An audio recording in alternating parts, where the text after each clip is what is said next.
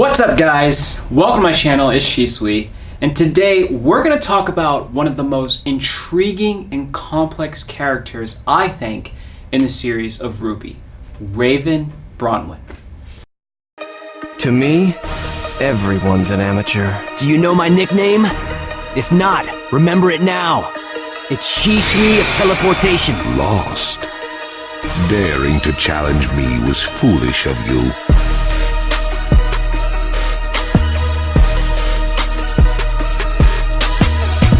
Alright, so the first question, who is Raven? She first debuts in episode No Breaks, which is volume 2, episode 11. She has a badass introduction, saving her daughter, and she teleports through a portal, and you just see Neo, who's fighting Yang, and she just comes through, and Neo is scared shitless. He's like, I can't fight this person, and just jets out of there, teleports out of there, because this person, whoever she is, when we first get introduced to her, is clearly in a different tier. And as we progress, as I said in my introduction, I love this character. She is in the support outside of Team Rwby. As the supporting characters of the show, she, to me, is in my top 3 favorites. She's just absolutely well written, and just from her backstory to her personas to her idiosyncrasies, it's just everything lines up, and it just makes me want to know more about this individual who we come to know as Raven Branwen.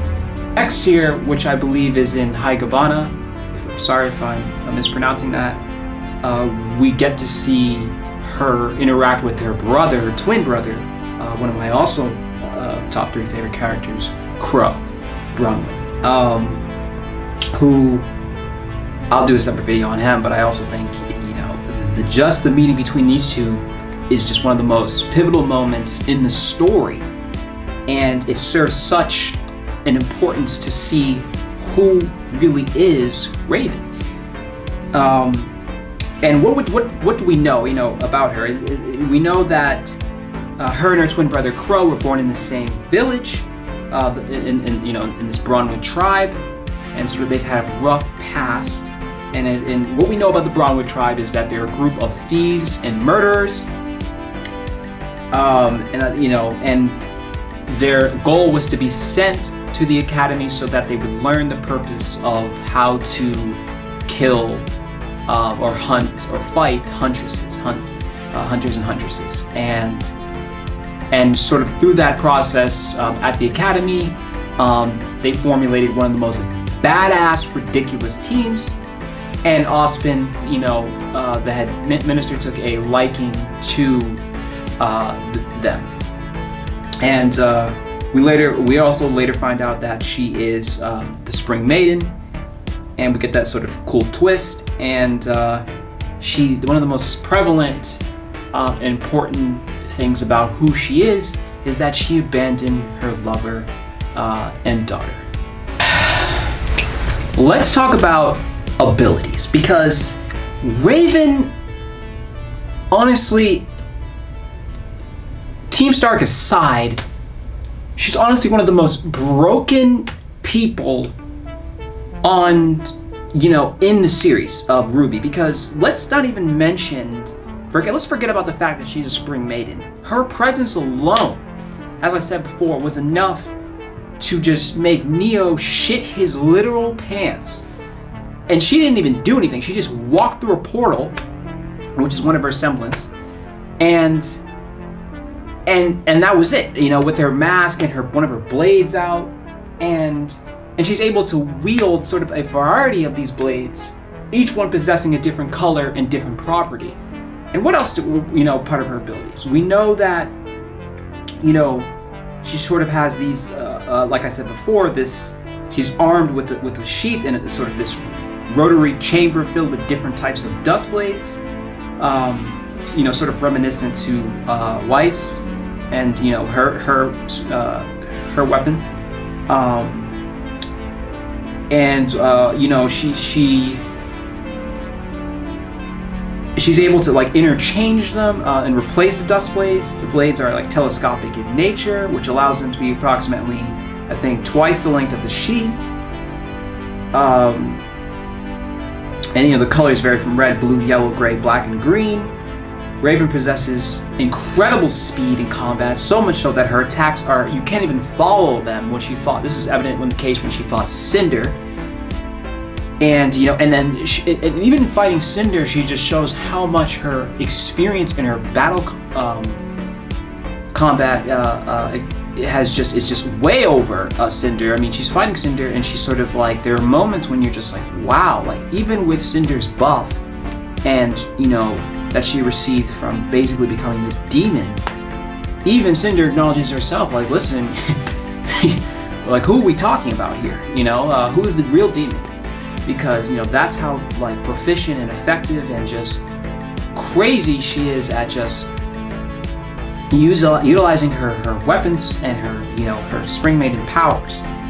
And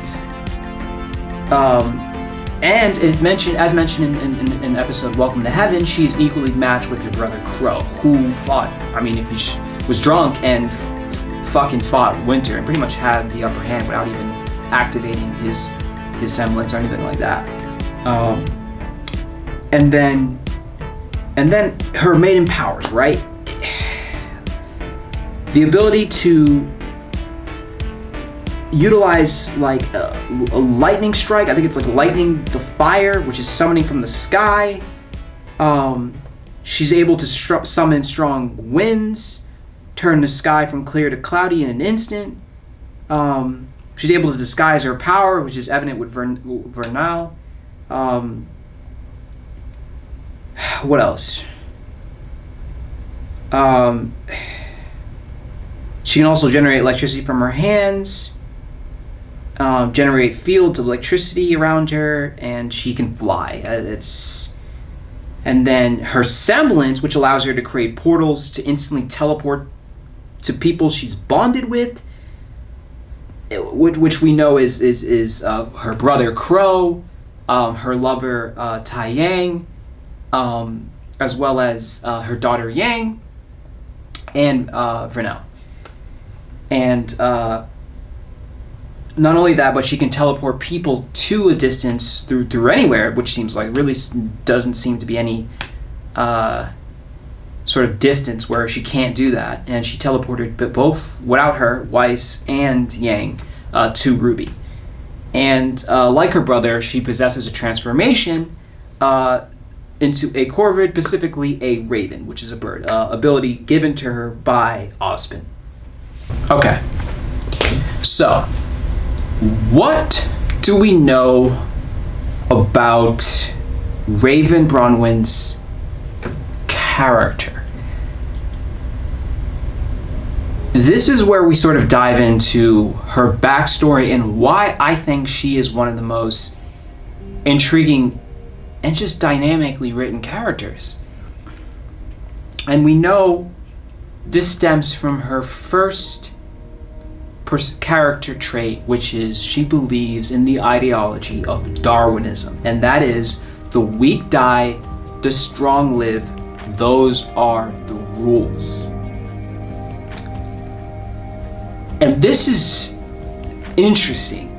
As she stated, you know, she said this statement to her brother Crow when they first met in the diner. It's, if we fast forward to her conversation with Lionheart, you know, he mentions that he views her as a coward like him. He says, the fact of the matter is, no matter what you believe, call it what you want, you are a coward just like me, because you are running from Salem and your responsibilities to protect your daughter and the family you know. And I think that's this, that we, and we see this throughout, you know, that, you know, whether is she full of shit or is she absolutely in the right, or is she justified? And you know, from the get-go, we learned that, you know, as I said, she was sent sort of to this academy to learn how to counter the huntsman and huntress, and who, you know, the tribe only viewed the Grimm as their real threat. And she was part of the most iconic and probably the best team in the series, Team Stark. And we know that the members include Summer Rose, which is Ruby's mom, who also has Silver Eyes, another broken ability.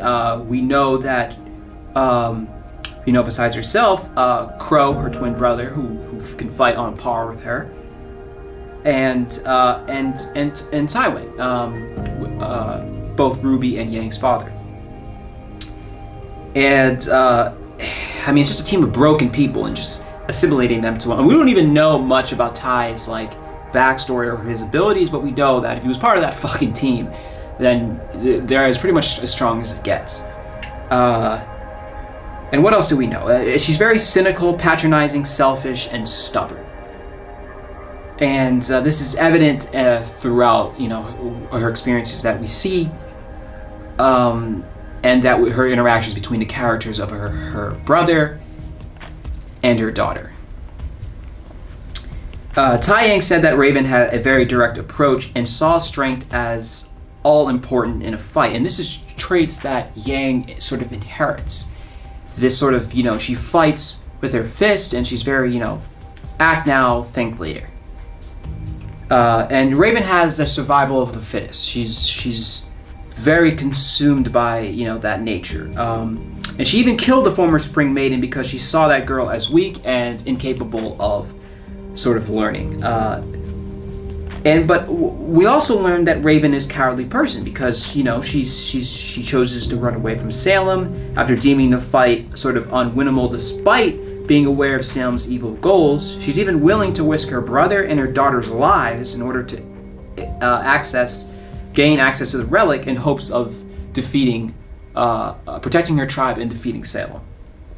And then, what else do we know? One of the most interesting moments we get is after she goes to achieve the relic, her daughter appears and they sort of have that heart-to-heart conversation. And we can see that Raven really does actually view her daughter and kind of respects her choices. And she begs Yang to sort of stay out of the war against Salem, but to no avail. And she subsequently breaks down in tears, and her love for her daughter finally shows itself. It's Raven's relationship with her daughter that makes her sort of redeemable in my eyes. And I think she's strong, she's fierce, and when we come to learn of the traumatic events that sort of drive her to, or driven her to her motives and who she is and how she views the world through her eyes, I really think that everyone is going to sort of accept and be willing to view Raven as the same way that I view her, in that limelight. And I think that her pride to admit that she has fear for Salem was what people make her call her coward, as well as her leaving her daughter. But what's important, and this is important, in the moment when when her daughter Yang offers her two choices, she ultimately chooses to save herself because she values her own life as more important. Yang cries because this is and we see this. Yes, Yang cries because this is the second time she's abandoned her. And the only difference being is that she knows the reason why she left. And I'll do a whole character analysis on Team Rwby later down the road. But I don't fault her for this because people only see the world. Well, let me ask you this. Ask yourself this. Are people the byproduct of their upbringing? Do they see the world through the eyes of what they've experienced? Because if you believe that is the choice, Raven was raised by a group of murderers and thieves. So ultimately, the choices that what she relies on, what are her basic instincts, what she's driven, and what she's seen all stems from her upbringing as a character. And we can see this in the choices she makes, and that we sort of critique her and criticize her on. And that's what I think it ultimately just serves her purpose even more, as being a well-written character. And we know little to no. We still have no idea about her Raven and Crow's parents. and were they even prevalent in the story? And I think the ideal family can vary from person to person. And I think the one thing that Raven Branwen could do as a character to sort of get the respect and sort of, you know, the attention that she deserves is sort of show up. That's the only thing. Show up and be there for the people she loves. And in my eyes, she's redeemed as a person and as a human. And yeah, that's the one thing she needs to do. Alright guys, that's gonna do it for me today. Like and subscribe. Let me know your thoughts and comments down below. And I hope you enjoyed this video as much as I did creating it for you guys. As always, you can find me down below in the Discord that I'll link in the description. That's gonna do it for me today, guys. See ya.